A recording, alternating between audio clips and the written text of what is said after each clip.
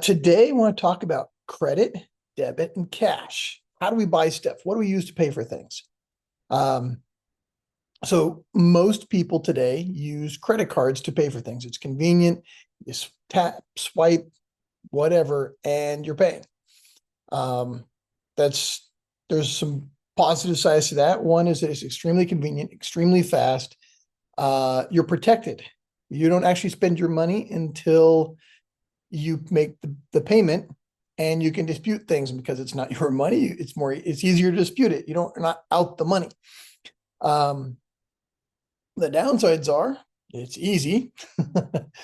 And it's convenient because then people tend to spend more. Debit cards are very similar to credit cards, except you're spending your money. It's directly out of your account. I was just talking with someone recently where their daughter lost all the money in their account because someone got their debit card number and drained their account. So debit cards do have that little gotcha there, is that it is your money directly available, and any disputes you're disputing while you don't have the money, if you can win the dispute. And there's cash.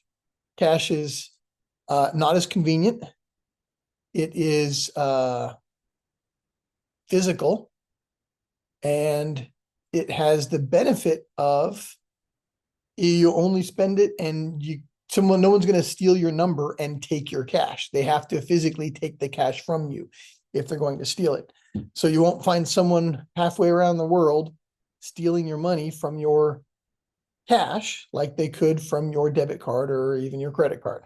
Um, there are better protections on credit card than there are on debit cards, but it depends from bank to bank, company to company. Some of the other things to take into account are if you use a card for buying, say, gas, hotels, bar tab, etc., they'll put a hold on your card for more than what your charges in case you run up the bill more than normal. On a credit card, not too big a deal because, again, not your money. On a debit card, that hold can hold your expenses, hold that cash locked up until they finally resolve and finalize the bill and submit it. And then it comes back down to what you actually spent. So there's some other challenges there. And then cash, one of the downsides is it's hard to spend it online. What do you do? Put your cash in the CD. Well, I don't have CD trays anymore. Put it in your USB drive and upload it. You can't.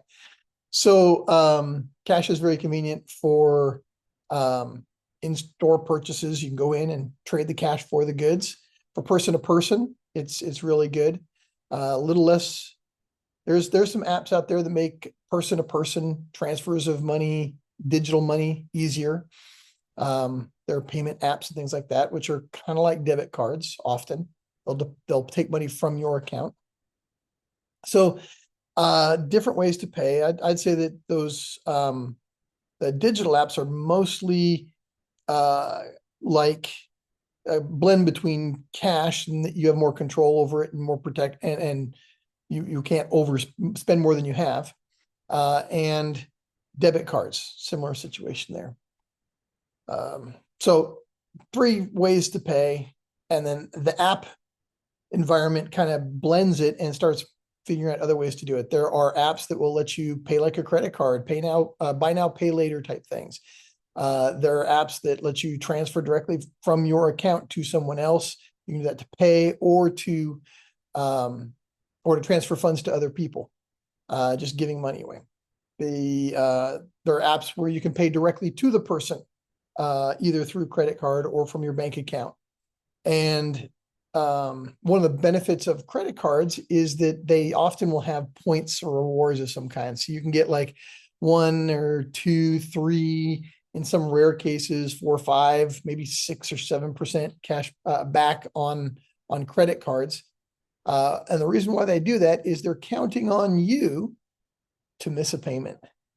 Because if you miss a payment, suddenly interest kicks in. Then you're hitting, double-digit interest on your expenses from that moment on. And they're just waiting for you to miss a payment. So you suddenly start racking up all this interest. And so they want to incentivize you to put everything on there. So you want to get as much cash back as possible. And I ran into this. The longest time I was trying to put everything onto a credit card because I wanted the most cash back I possibly get. I wanted all 2 or 3% that I could get. Yeah, that didn't work out so well. Anyway, so that is a benefit, is you get a little more cash back if you're disciplined. The other thing is that when you use a credit card, you tend to spend more. Same thing kind of with a debit card, although there's a little more guardrails on a debit card, and that you can't spend more than what you have. So that's the kind of tricky thing here, is you want to get the cash back, but because you're using it, you tend to spend more than you would normally. McDonald's years ago, before they had credit cards, they started using credit card machines, and they found that the average order size went up like 50% because once they started taking credit cards over the cash orders. So psychologically, you'll spend more using a card, a swipe, those kind of things, when it doesn't feel real that the money is leaving you. That's one of the benefits of cash, is that when you spend it, it feels real. You only have so many bills, and when they're gone, they're gone. And so as you see your pile diminishing, you realize that the money is going away. Many financial gurus recommend that if you're trying to get control of your expenses or trying to pay off credit card debt, that you go to the cash envelope system, where you take your entire paycheck and you pull it out in cash at the beginning of the month or the beginning of the pay period, and you divide it up into envelopes for each budget item. And then you pull from that envelope to pay those things. So groceries comes out of one envelope, whatever bill it is, mortgage or rent, comes out of another envelope. And so you pay through the envelope system. You'll notice there's a problem with that in today's world, in that most payments tend to be digital. So how do you pay the envelope system when it's all digital? So then people tend to do a blend, and so they'll do like credit cards and cash envelope when they're trying to do that.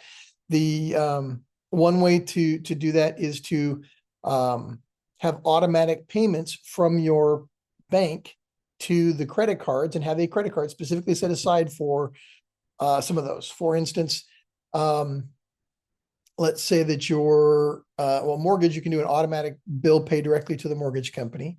But if your internet bill, same amount every month, or your cell phone bill, same amount every month, comes out of a credit card, you can automatically bill pay your credit card for the things that go onto it. And what that does is it removes the emotion from it, and removes the oh my goodness, the bill's so big, because have one credit card for those automated things, and then have an automatic payment be sent from your bill pay in your bank account. Hopefully your bank account has a bill pay that automatically pays that credit card. And what that does is then that removes that entirely from your budget. And now the cash that you have in your bank is just when your paycheck hits the account, first thing comes out, goes out and pays the credit cards, goes and pays any bills that the bill pay is going to do, and then it transfers to your foundation automatically, the 10% for your foundation. And then what's left is what you then can withdraw and use cash envelope system with, if you want to do that. There's a new method payment that was introduced by a company called Starfish, where you can upload that cash to their platform, and then you pay through their platform. And it's kind of like a nice blend between cash, debit, and credit, in that you only spend the cash that you upload, so you're limited. You pay digitally, like a debit card or credit card, and you get the cash back. So they pay anywhere from 2 to 22% cash back, depending on where you're spending your money. So that's a fantastic option. You can do online bill pay through it. If you're paying through credit cards, I've paid my State Farm insurance through it. I've paid my AT&T bill through it, my Tello bill through it, my Mint Mobile bill through it. In addition to my Apple storage, I get $1 a month Apple storage. I pay that through there too, get cash back. And so it's a really convenient way to be able to do cash envelope, and that you specify this money is going towards my budget, and you can do all your online payments in there and get the cash back much higher than the credit card. Plus, you don't risk the interest and late fees the credit cards are salivating over, hoping that you do. And so that's an option. Now, not everything we've done through there.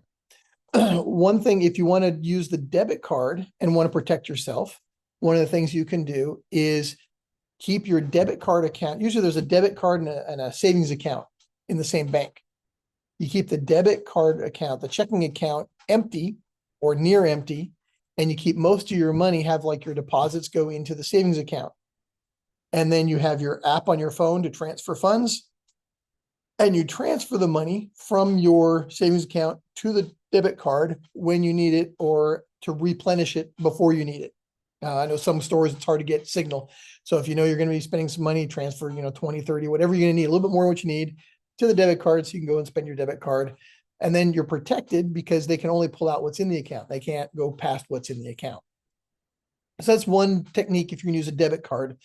You still have the risk of spending more because you are swiping, but a little more intentionality in it because you're transferring the money specifically for the purchases instead of putting your whole paycheck in there and then spending the whole paycheck and it's gone, and you're left with, at the end of the money, looking both ways, wondering what you're going to do for the rest of the month, right?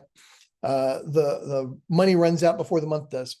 And so to avoid that, you can strategically transfer money over, and then it's more intentional. It's a lot more like the cash type thing than it is like a credit card if you do that.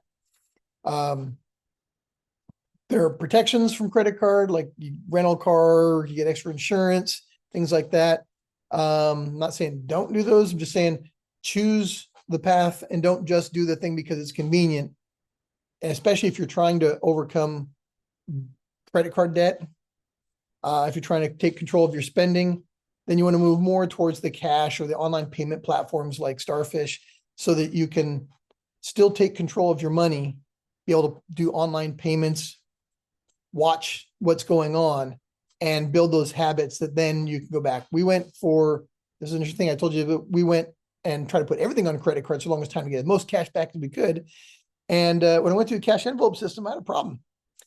I couldn't pull the cash out from my paycheck to withdraw to put in the envelopes because I needed that cash to make the payment on last month's expenses, because I would pay the full statement when the statement came. I needed the cash to pay the statement. And sometimes it wasn't even enough. And how did I spend that much money? Well, so what we started doing was, instead of paying every month, we started paying whatever the expenses were for that week. So that week, at the end of the week, we'd cut a check for the entire thing and start paying as we went, and transferring things off of the credit card when we could. It took a while because we had a month's worth of debt at all times, and we struggled with that. Once we started reversing that and got it down to where we were paying everything up front and nothing was being on the credit card for more than a week, then we were able to start doing cash envelope system. And that developed a lot of habits that helped us get to the point where we paid off all our debts. We had credit cards, we had medical debt, we had business debt, we had car debt, we had mortgage, all that paid off because we took control and developed habits through the cash envelope system. Once we did that, then things were able to go back, and we were able to go back and forth to use, like we started using credit cards again. Then when Starfish came out, there wasn't really a reason to use credit cards. We now switched to Starfish because now we get higher percent back on Starfish than we do on our credit cards.